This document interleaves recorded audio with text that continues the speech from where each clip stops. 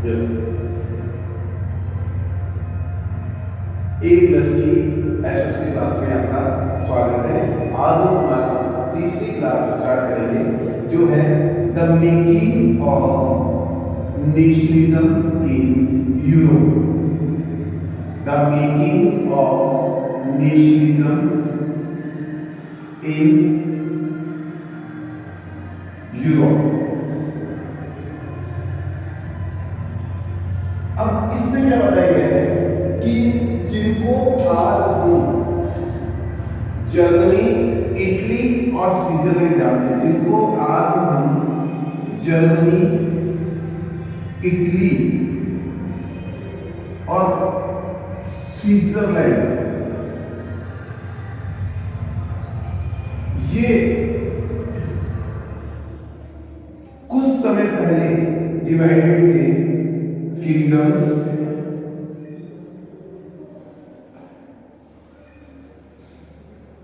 Duchess and कैंटोन्स। Yes, देखिए अब Europe में नेशनलिज्म किस तरह से बना।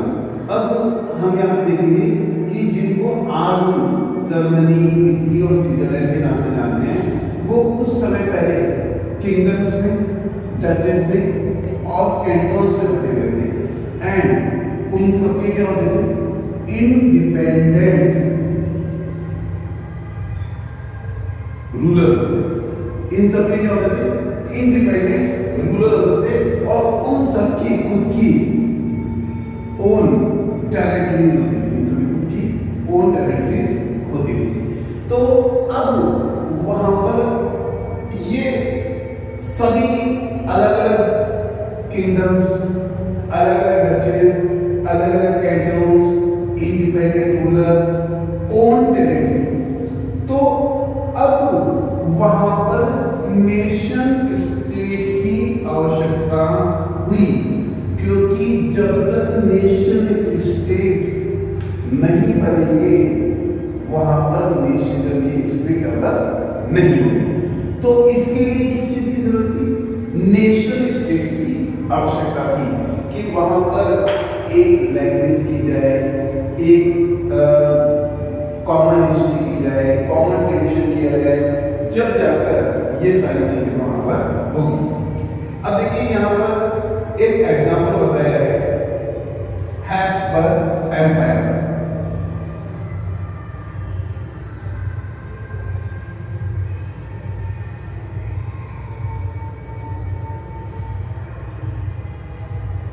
हैब्सबर्ग एम्पायर होता है। अब देखिए हैब्सबर्ग एम्पायर कहां पर रूल करता था? रूल ओवर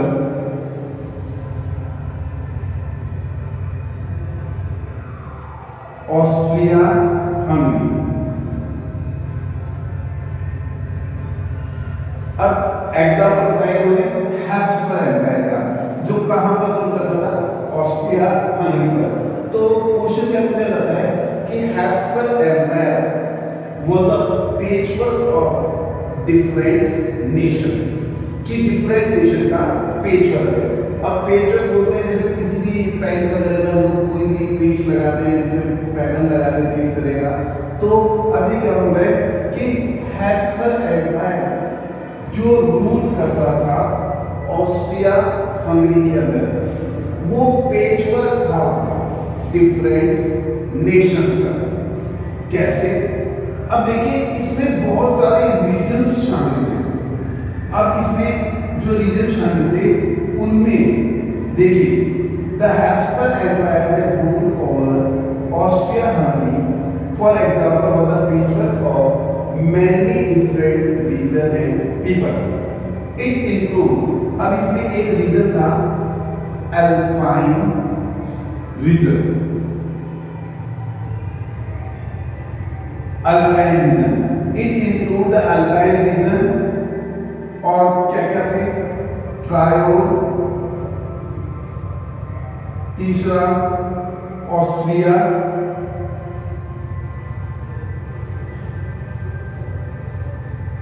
अल्पाइन रीजन था अल्पाइन रीजन में कौन कौन से आते थे? ट्रायोल आता था, ऑस्ट्रिया आता था और सुदेटलैंड आता था।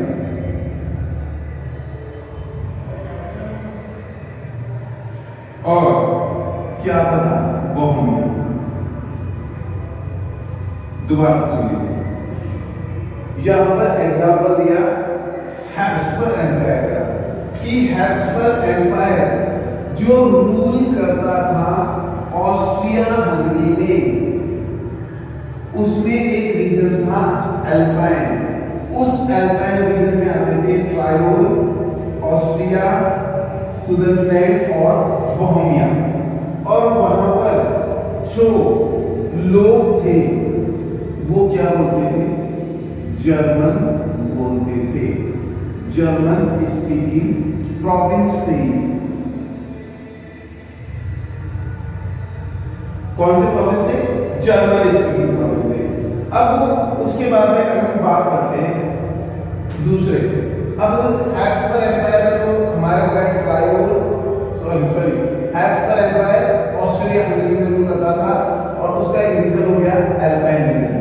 अल्पाइन रीजन हो गए ट्रायोल, ऑस्ट्रिया, सुदेटलैंड और बोहेमिया, जहां पर लोग प्रीडोमिनेटली क्या बोलते थे? जर्मनी बोलते थे, जर्मन बोलते थे। अब दूसरी तरफ अगर हम बात करें इटालियन स्पीकिंग प्रोविंस, कौन कौन से थे? Lombardy and Venetia. फिर उसके बाद में हंगरी। हंगरी में कौन सी लैंग्वेज बोली जाती थी? मैगायर बोली जाती थी। और गैलिशिया में बोली जाती थी पोलिश। अब देखिए दोबारा से सुन लीजिए, हैब्सबर्ग एम्पायर जो रूल करता था ऑस्ट्रिया हंगरी, उसमें एक रीजन था अल्पाइन रीजन। अल्पाइन रीजन में पार्ट थे ट्रायोल, ऑस्ट्रिया, सुदेटलैंड और बोहेमिया, जहां पर लोग बोलते थे जर्मन। इसी तरह से इटालियन स्पीकिंग जो प्रोविंस थे वो थे लोम्बार्डी और वेनेटिया। और हंगरी में लोग बोलते थे मैगायर और गैलिशिया में लोग बोलते थे पोलिश। अब देखिए इतने सारे रीजन, कहीं पर इटालियन लैंग्वेज बोली जा रही है, कहीं पर मैगायर बोली जा रही है, कहीं पर पोलिश बोली जा रही है, कहीं पर जर्मन बोली जा रही है। तो अब क्या हम नेशनलिज्म की स्पिरिट डेवलप कर सकते हैं? नहीं डेवलप कर सकते, क्योंकि जब तक इनका नेशन स्टेट नहीं बनाया जाएगा तब तक वहां पर नेशनलिज्म की स्पिरिट डेवलप नहीं होगी। तो इसके लिए क्या कहना है? इन सब रीजन्स को एक नेशन स्टेट में कन्वर्ट किया गया, तब जाकर वहां पर नेशनलिज्म की स्पिरिट डेवलप हुई। क्या डेवलप हुई? नेशनल स्टेट डेवलप हुई। क्योंकि नेशन स्टेट के लिए मैंने डेफिनेशन आपको बताई थी, a nation state is a one where people share common language, common culture, common history and common tradition। तब जाकर वहां पर क्या बनेगा? नेशन स्टेट बनेगा। तो ये तो क्या हमारा। अब हमारा नेक्स्ट टॉपिक है कि अब जो किस तरह से उस समय सोसाइटी डिवाइडेड थी, किस तरह से सोसाइटी डिवाइडेड थी। तो जिस तरह से हमने 9th में पढ़ा कि सोसाइटी उस समय डिवाइड थी नॉबिलिटी, क्लर्जी और कॉमन पीपल। उसी के आगे यहां पर भी इसी तरह से 3 क्लास थी। 3 क्लास थी। सबसे पहले तो हमारी थी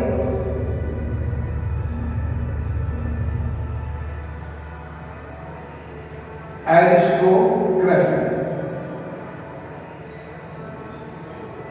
सेकंड थी पीजेंट्स, थर्ड वन में आता था कॉमन पीपल।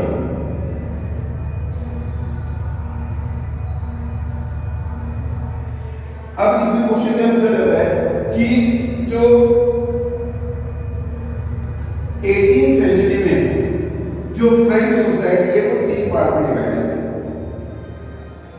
एरिस्टोक्रेसी, पीजेंट और कॉमन पीपल। मोस्टली जो क्वेश्चन पूछा जाता है वो पूछा जाता है एरिस्टोक्रेसी कि politically and socially a limited class was dominant on the continent। आपको एक्सप्लेन करना है या explain the aristocracy of Europe कि क्या क्या चीजें उनमें खास बात होती थी। तो हम पहले तीनों को समझते हैं। सबसे पहले तो एरिस्टोक्रेसी के बारे में समझते हैं। क्वेश्चन क्या पूछा जाएगा? क्वेश्चन पूछा जाएगा socially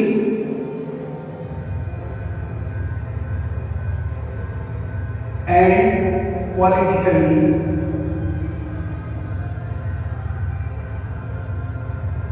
a landed class was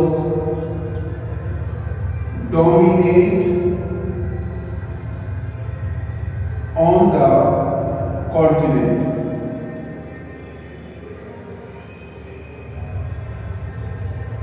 आपको क्या करना है? इसको एक्सप्लेन करना है। किस सामाजिक और आर्थिक रूप से, अगर बात सामाजिक और राजनीतिक रूप से एक लैंडेड क्लास कॉन्टिनेंट के अंदर डोमिनेट है, इस क्लास को क्या कहा जाता है? एरिस्टोक्रेसी कहा जाता है। क्या कहा जाता है? एरिस्टोक्रेसी। अब क्या है? द मेंबर ऑफ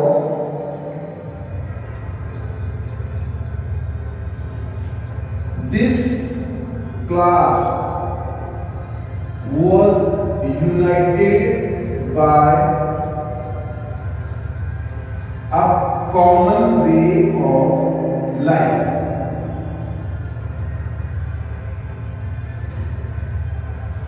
अब जो मेंबर थे इस क्लास के वो आपस में यूनाइटेड थे, एक कॉमन वे ऑफ लाइफ की मीटिंग थी। दूसरा, they own states, they own states in the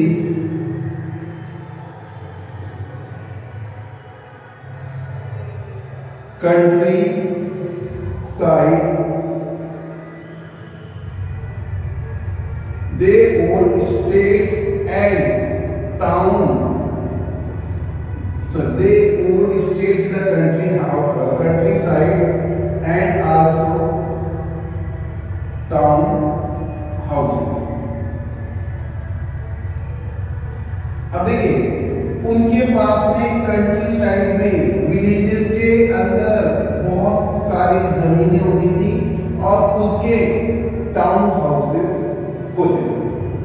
next, they spoke French for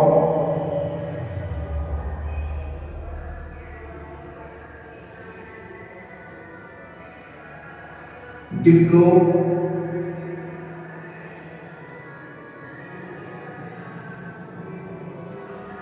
अपने आप को ऊंचा दिखाने के लिए वो क्या बोलते थे? फ्रेंच बोलते थे। फिर फोर्थ पॉइंट क्या कहते हैं? There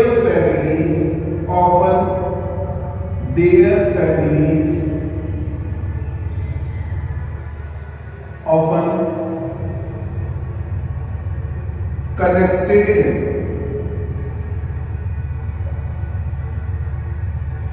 by the ties of marriage। Yes, उनकी जो फैमिली थी वो आपस में मैरिज के द्वारा बंधी हुई रहती थी। दोबारा से कि socially and politically a landed class was dominate on the continent.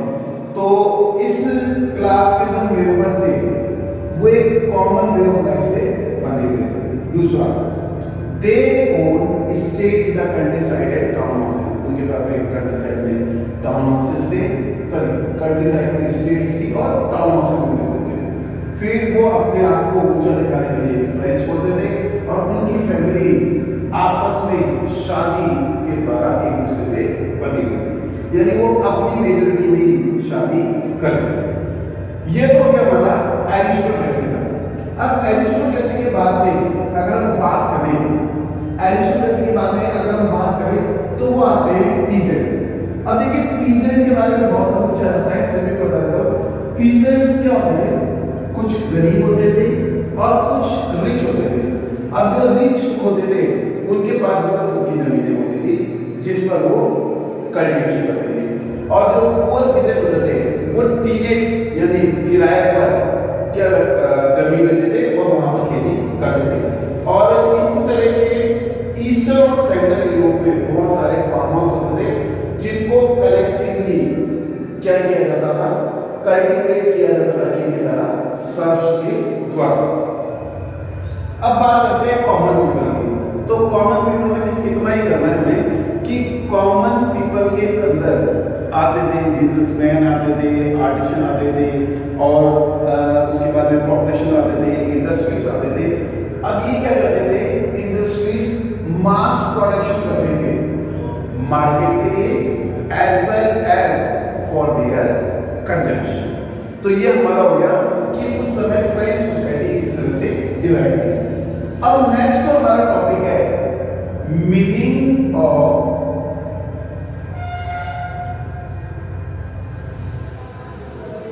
Liberalisation.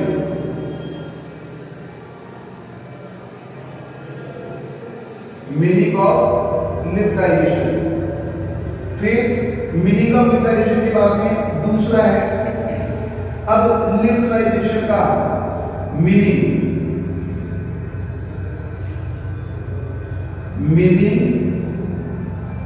In context of political and economic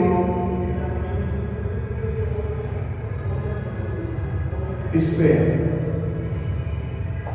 यानी सबसे पहले तो हम पढ़ेंगे मीनिंग ऑफ लिबरलाइजेशन और उसके बाद ये लिबरलिज्म कि लिबरलिज्म का मतलब क्या होता है, लिबरलिज्म या लिबरलाइजेशन या meaning of liberalism.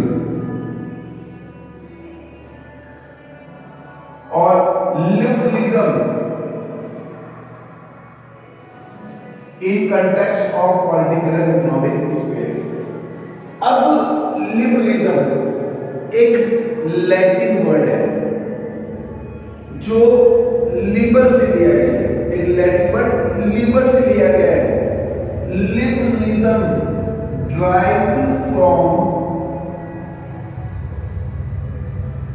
Latin word liber, जिसका मतलब होता है टू फ्री, जिसका मतलब क्या होता है टू फ्री। अब इस लिबरलाइजेशन का अलग अलग कंटेक्स्ट में यूज किया जाता है। तो कई बार क्वेश्चन पूछा जाता है explain the meaning of liberalism in context of political sphere या explain the meaning of liberalism in context of economic sphere। तो liberalism एक लैटिन वर्ड लिबर से लिया गया है जिसका मतलब होता है टू फ्री। अब इसका मीनिंग हम करते हैं पॉलिटिकल स्फीयर में लिबरलिज्म का मतलब क्या होता है, what you mean by liberalism in context of political sphere, यानी पॉलिटिकल स्फीयर में लिबरलिज्म का मतलब क्या होता है।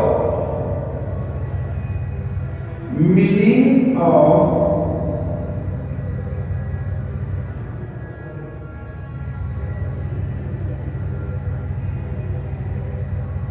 liberalism in political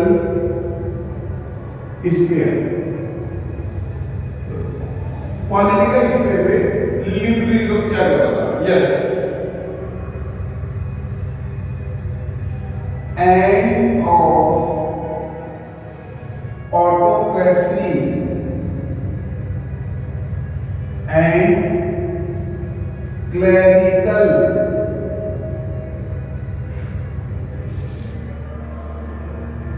privileges.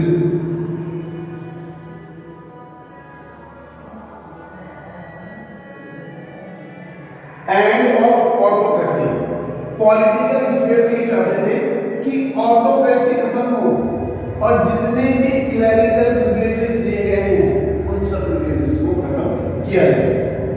फिर क्या चाहते थे? एक कॉन्स्टिट्यूशन, एक कॉन्स्टिट्यूशन चाहते थे पॉलिटिकल स्फीयर में। फिर क्या चाहते थे? रिप्रेजेंटेटिव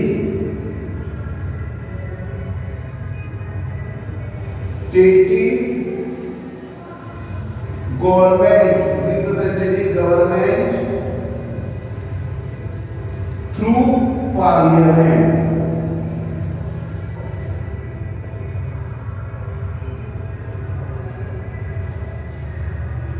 एक रिप्रेजेंटेटिव गवर्नमेंट चाहते थे जो किस पर छोड़ो, पार्लियामेंट के प्रिंसिपल पर बेस्ड हो। फिर फ्रीडम फॉर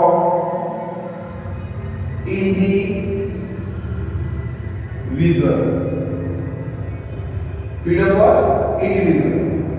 फिर इक्वलिटी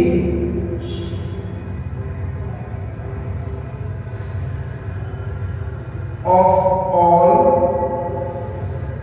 before law, यानी क्या चाहते थे कि एक इंडिविजुअल को फ्रीडम मिले और क्या हो कि सारे कानून के समक्ष क्या हो, इक्वल। तो ये सारी चीजें हो गई पॉलिटिकल स्फीयर के अंदर। अब उसके बाद में ये तो हो गया पॉलिटिकल स्फीयर। अब बात करते हैं इकोनॉमिक स्फीयर के अंदर कि इकोनॉमिक स्फीयर में क्या मीनिंग होता है लिबरलिज्म का। तो इकोनॉमिक स्फीयर में अगर हम बात करें किसका मीनिंग, लिबरलिज्म का,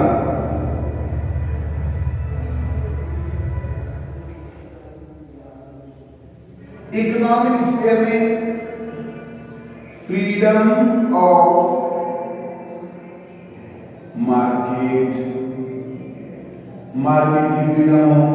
दूसरा freedom of free movement of goods and capital.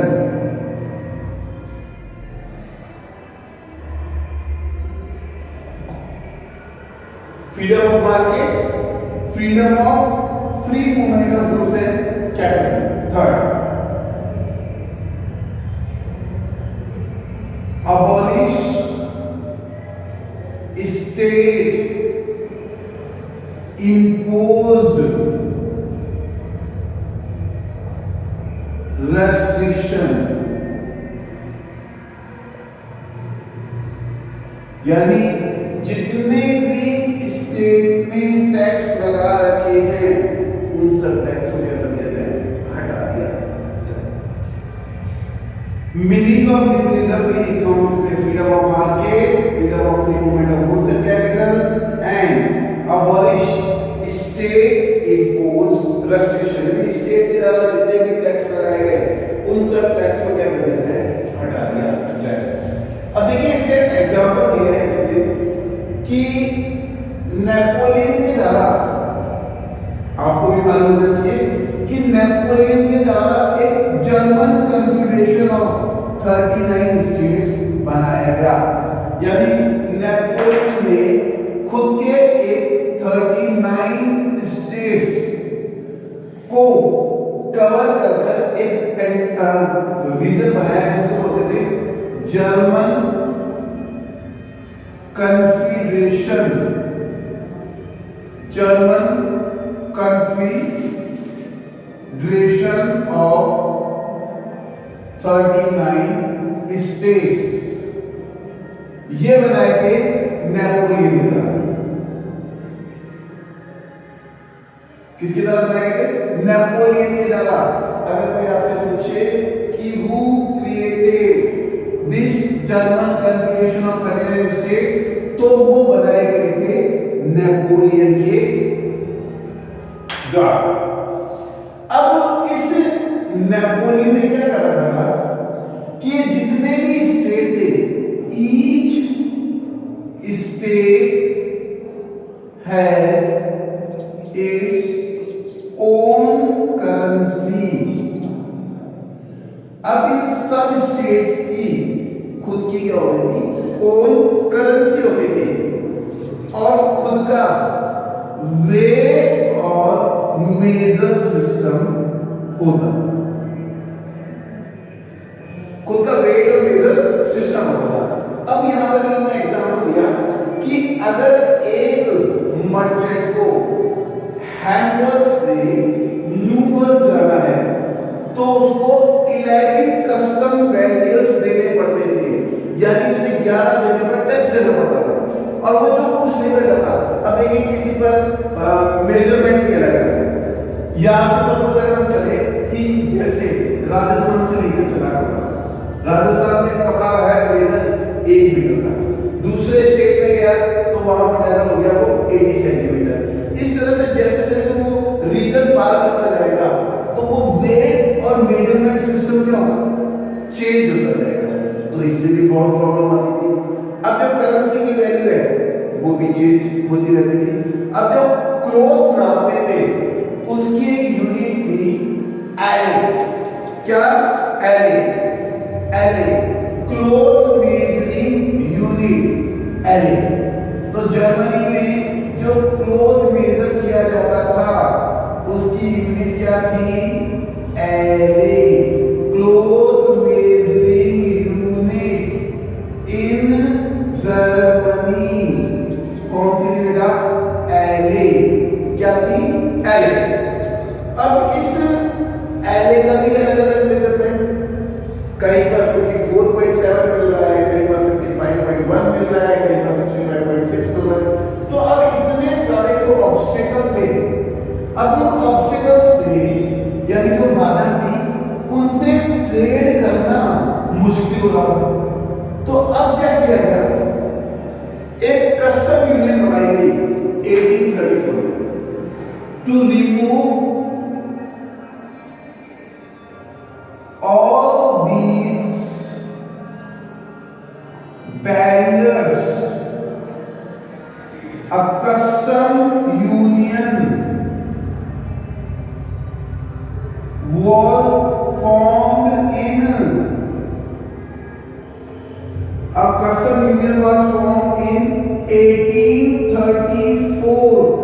A custom union was formed in 1834 at the initiative of Prussia। यदि जो प्रुशिया था उसकी इनिशिएटिव पर, उसकी शुरुआत पर एक कस्टम यूनियन बनाई गई 1834 में। उसको बोलते थे ज़ॉल्वेरे। क्या बोलते थे उसको? ज़ॉल्वेरे।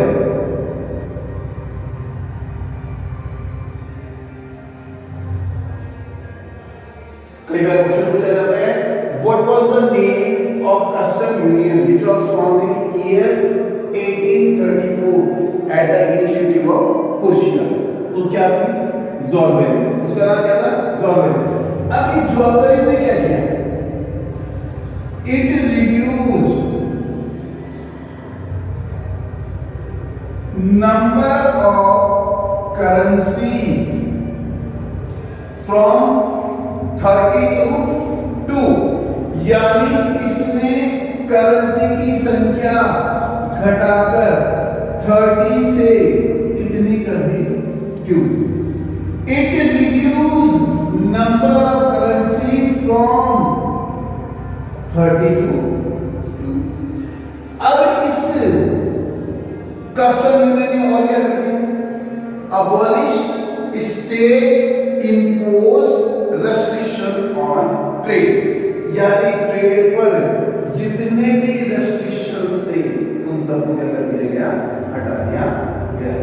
तो ये हमारा था आज का टॉपिक, और कल के टॉपिक में हम लोग पढ़ेंगे अ न्यू कंजर्वेटिव गवर्नमेंट जब